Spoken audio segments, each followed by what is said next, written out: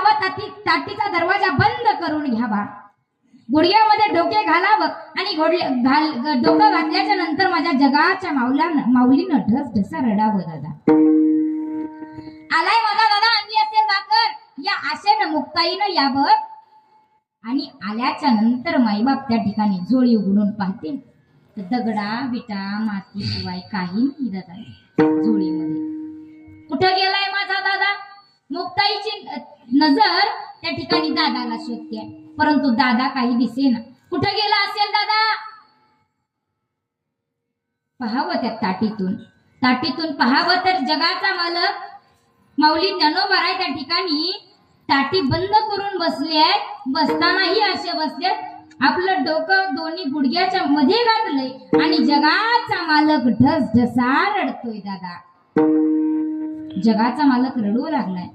दादा अरे असं रडून चालणार नाही दादा. योगी पावन मनाचा, योगी पावन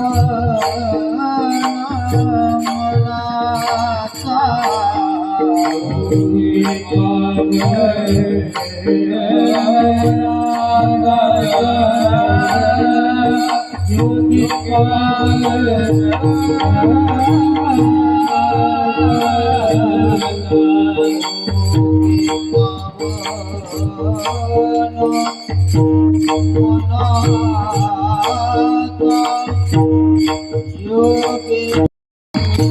दादा लोकांना हरिपाठ सांगायचंय.